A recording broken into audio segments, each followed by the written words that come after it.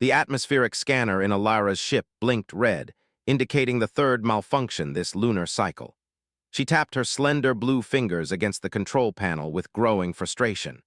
Her research mission to study the emotional responses of humans was barely underway, and already her equipment was failing. "Computer, run diagnostic on cloaking system," she commanded, her voice melodic with the distinctive Veridian accent of her home world. "Cloaking system operating at 37% capacity. Full failure imminent," the ship's AI responded. Alara's iridescent eyes narrowed as she gazed through the viewscreen at the lush forest below. The densely wooded area had seemed perfect for her research base, remote enough to avoid detection, yet close enough to a small human settlement to conduct her observations. Now, she would need to land and conduct repairs before continuing. "Initiate emergency landing protocol, minimum impact," she ordered, securing her research materials as the ship descended through Earth's atmosphere. Miles away, Theo Morgan sat on his cabin porch, notebook open but empty before him. The best-selling novelist had retreated to the mountains of Colorado seeking inspiration for his next book, but 3 weeks of solitude had produced nothing but frustration. He ran his hand through his untidy dark hair and sighed, watching the sunset paint the sky in vibrant oranges and pinks. That's when he saw it, a streak of light cutting across the darkening sky, moving too slowly to be a shooting star. Curious, he grabbed his binoculars and focused on the anomaly. What he saw made his breath catch. A metallic object, roughly the size of a small bus, descending into the forest about a mile from his cabin. "What the hell?" he muttered, already reaching for his hiking boots and jacket. The journalist in him, the career he'd abandoned years ago, awakened instantly. Whatever had crashed in the woods was a story worth investigating. Guided by his flashlight, Theo hiked through the dense forest, following the direction where he'd seen the object disappear. After nearly an hour of difficult terrain, he smelled something unusual, like ozone and cinnamon combined. The trees ahead seemed illuminated by a soft purple glow. Slowing his pace, Theo approached cautiously until he reached a small clearing. There, nestled between ancient pines, sat a smooth, oval-shaped craft unlike anything he had ever seen. It hummed quietly, its surface shimmering with subtle patterns that seemed to shift and change as he watched. Theo stood transfixed, his writer's mind racing with possibilities, when a section of the craft's surface rippled and parted. A figure emerged, humanoid but unmistakably not human. Tall and slender, with blue-tinged skin that reflected the moonlight and large, almond-shaped eyes that seemed to absorb light rather than reflect it. Their gazes met across the clearing. Theo froze, his heart pounding in his chest. The alien, for what else could it be? Similarly stilled, its hand moving to a device at its wrist. "I won't hurt you," Theo said, raising his empty hands slowly, unsure if the creature could understand him. The alien tilted its head, studying him with obvious curiosity. Then, to Theo's astonishment, it spoke, a melodic voice that seemed to bypass his ears and resonate directly in his mind. "You were not supposed to see me." Theo's knees weakened and he sat heavily on a fallen log. "You speak English." "I speak many Earth languages," the alien replied, taking a cautious step forward. "I am Alara, xenoanthropologist from Veridia. My mission is to study humans, not interact with them." "Well," Theo said with a shaky laugh, "I think your mission just got complicated." Alara moved closer, her movements fluid and graceful. In the moonlight, Theo could see intricate patterns across her skin, like luminescent tattoos that pulsed with her breathing. "You do not seem afraid," she observed. "Oh, I'm terrified," Theo admitted. "But I'm also fascinated. I'm Theo, by the way, Theo Morgan." "Theo," she repeated, the name sounding like music in her voice. "You are the first human to see a Veridian. This was not in my research protocol." As they regarded each other under the stars, neither realized this chance encounter would change not just their lives, but potentially the relationship between two worlds that had never before connected. Despite having studied Earth languages for years, Alara found that theoretical knowledge differed vastly from practical application. She sat across from Theo in his rustic cabin, her translator device occasionally emitting sparks as it struggled to process the nuances of human speech. "So your entire mission is to observe us, like we're some kind of experiment?" Theo asked, pouring coffee for himself while Alara examined the steaming liquid with suspicion.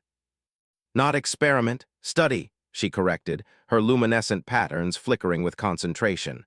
My people believe understanding other species prevents conflict. We observe many worlds.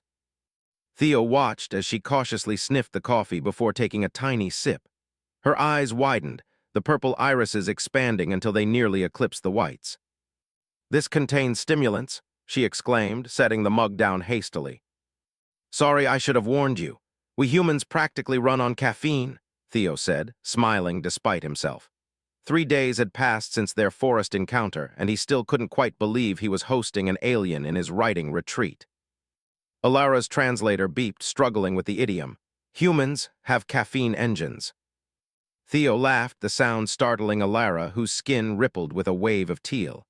It's a figure of speech. We don't literally run on it, we just drink a lot of it. Human language is inefficient, she said, frustration evident in her melodic voice. On Veridia, we communicate with thought patterns and color emotion. As if demonstrating, her skin shifted through several hues, deep blue fading to soft violet. That's beautiful, Theo said quietly. What does it mean? Curiosity followed by. She hesitated, searching for the word, appreciation, for your patience with me. Their conversation was interrupted by the sudden sound of helicopter rotors in the distance. Alara stood quickly, her skin paling to almost white.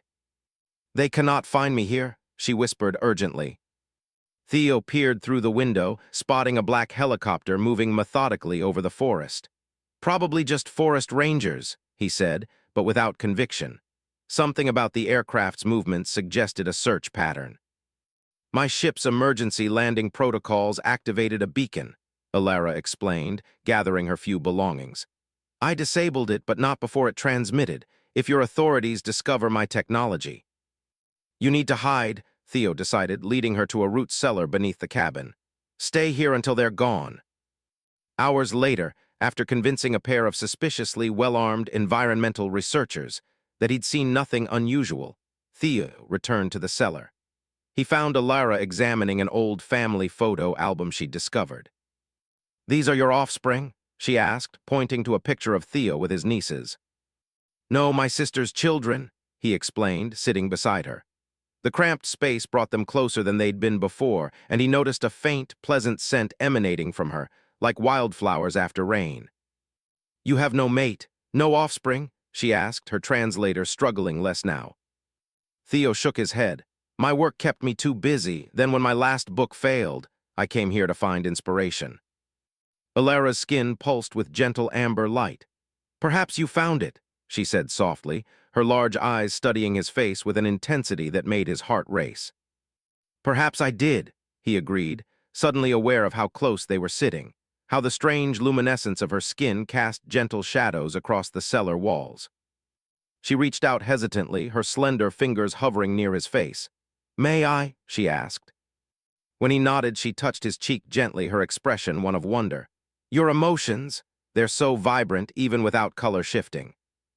As they sat together in the dim cellar, the helicopter sounds faded into the distance, but neither of them moved to leave their sanctuary, both suddenly reluctant to break this new, fragile connection forming between worlds. These are called strawberries, Theo explained, holding the bright red fruit before Alara's fascinated gaze. 2 weeks had passed since the helicopter incident, and they had fallen into a comfortable routine of cultural exchange. Alara took the strawberry carefully, examining it from all angles before bringing it to her nose. Her skin flushed pink with pleasure at the scent. My scanners indicated these were safe for my biology, but they didn't mention the aroma, she said before taking a small bite. Her eyes widened, iris colors swirling in what Theo had learned indicated intense pleasure. Extraordinary. Theo laughed, enjoying her reactions to Earth experiences more than the experiences themselves. Wait until you try chocolate. They sat on the cabin's porch, watching the sunset paint the mountains gold. Alara's ship was hidden beneath a camouflage net in a nearby cave, its repairs progressing slowly due to limited materials. Your world has such vivid colors, Alara observed, her fingers absently intertwined with Theo's, a human gesture she'd adopted with surprising eagerness. Veridia orbits a different type of star. Everything there has a blue-purple cast. Tell me more about your home, Theo urged. He'd been taking notes for weeks, ostensibly for research, though they both knew his interest had become deeply personal. Alara's skin dimmed slightly, betraying homesickness. Our cities float above the surface on gravitational plates. The architecture is fluid, buildings reshape according to needs and population. She smiled, the expression she'd learned from him. But we have nothing like your forests or oceans. Would you show me? Theo asked impulsively. Your ship has those holographic projectors, right? Later that night, inside the small craft, Theo stood breathless as three-dimensional images of Veridia surrounded him. Soaring spires of crystal-like material, beings similar to Alara moving through gardens of bioluminescent vegetation, oceans that glowed with life forms unlike anything on Earth. It's incredible, he whispered, turning slowly to take in the alien landscape. When he faced Alara again, he found her watching him rather than the projections, her skin pulsing with deep violet hues he'd never seen before. What does that color mean? He asked softly. She stepped closer, her voice almost a whisper. It means my research has become compromised by emotional investment. Is that a problem? Theo asked, heart pounding as she moved closer still. It should be, but I find I don't care, she admitted. Her fingers traced his jawline with feather-light touches. I came to study humans, not to. Not to what? He prompted when she trailed off. Instead of answering, she pressed her forehead to his, a Veridian gesture of profound intimacy. Theo felt a whisper of her consciousness against his, not mind-reading, but a sharing of emotional states that transcended language. Surprising both of them, he kissed her. For a moment she froze, unfamiliar with the gesture, then responded with tentative curiosity that quickly deepened into something more urgent. When they separated, her skin rippled with patterns he couldn't interpret, but the meaning behind them was unmistakable. That was not in my research database, she said breathlessly. Some things you have to experience firsthand, Theo replied, drawing her close again. As stars wheeled overhead and moonlight filtered through the forest canopy, two beings from different worlds discovered that some connections transcended biology, physics, and the vast emptiness of space that had once separated them. Yet even as they explored this newfound intimacy, Alara's communication device blinked insistently, with an incoming message from her superiors, a reminder that their time together existed in the shadow of larger forces neither could control. The message from Alara's superiors was unmistakable. Return to Veridia immediately or face permanent exile. Her research mission was being terminated due to concerning patterns of native interaction detected in her sporadic reports. You've been compromised, the message concluded. Extraction vessel arrives in 7 planetary rotations. Alara switched off the holographic display and turned to face Theo, who sat silently at the edge of her ship's command center. A month had passed since their first kiss, a month of discoveries both scientific and deeply personal. I don't have to go, she said, her voice unusually flat as she suppressed the emotional color shifts that would betray her turmoil. Theo's expression tightened. What happens if you stay? Exile, my ship would be remotely deactivated. I would be stranded. Her voice broke on the last word. No Veridian has ever chosen such a fate. Outside the hidden ship, rain pattered against the camouflage netting. The same storm had brought new visitors to the area, government vehicles with satellite equipment and men in dark suits asking questions about atmospheric anomalies. They're getting closer, Theo said, nodding toward the cave entrance. Your people aren't the only ones looking for you. He reached for her hand, his thumb tracing the delicate patterns on her wrist that pulsed with her heartbeat. Despite her attempts at control, her skin betrayed flashes of conflicting emotions, deep indigo sorrow intertwined with the gold of affection. We always knew this couldn't last forever, he said gently. Alara's composure broke, her skin erupting in a kaleidoscope of colors. Why not? Your writers, the ones you've shared with me, they speak of overcoming impossible odds for love. Why should we accept separation as inevitable? Theo closed his eyes, remembering the government agent's questions, their thinly veiled threats when he'd claimed ignorance of unusual activities. Because staying puts you in danger. Your existence would be a laboratory, not a life. And returning means never seeing you again, she countered, pressing her palm against his chest to feel his heartbeat, a gesture that had become intimate ritual between them. Never experiencing this. That night they lay together in Theo's cabin, the government patrols having temporarily moved to another sector of the forest. Their intimacy had evolved into something unique, neither fully human nor Viridian, but a language of touch and emotion they'd created together. "Come with me," Alara whispered against his shoulder, the words so soft he almost missed them. Theo stilled. "To Viridia, is that even possible?" "Difficult but not impossible. The extraction vessel has adequate life support for your biology." Her fingers traced patterns on his chest, leaving trails of soft phosphorescence from her touch. "You would be the first human to see another world." "I'd also never see Earth again," he said, the reality sinking in. "My family, my home." "I know," she said, her skin dimming with sadness. "It is too much to ask." The silence between them grew heavy with unspoken fears and desires. Outside, distant engines rumbled as vehicles moved along the forest roads. "We have 5 days left," Theo finally said, pulling her closer. "Let's use them to decide together." As dawn approached, they formed a desperate plan. One last attempt to carve out a future neither had imagined possible when a malfunctioning cloaking device brought their worlds together under a Colorado sky. The extraction vessel descended through Earth's atmosphere precisely on schedule, its advanced cloaking technology rendering it invisible to human detection systems. It landed in the designated coordinates, a clearing half a mile from where Alara's ship remained hidden. Alara stood at the edge of the forest, her few possessions packed, her hand clasped tightly in Theo's. Her skin rippled with anxiety, the patterns shifting so rapidly they blurred. "Are you certain?" she asked for the 10th time. "Once we implement our plan, there's no turning back." Theo nodded, his expression resolute despite his fear. "I've never been more certain of anything." The past 5 days had been a flurry of activity, Theo arranging his affairs through cryptic messages to his publisher and family, Alara reprogramming her ship systems for their daring plan. Now, the moment of truth had arrived. 2 Viridian officers emerged from the extraction vessel, their tall forms scanning the area with obvious displeasure at finding Earth's wilderness, instead of the urban environment they'd expected to study. "Remember," Theo whispered, "stick to the plan." Alara approached her fellow Viridians, formal greetings exchanged in their native tongue, while Theo remained hidden. The officer's skin displayed clear suspicion, particularly when Alara requested permission to retrieve research materials from her ship. "Protocol dictates immediate extraction," one officer stated flatly.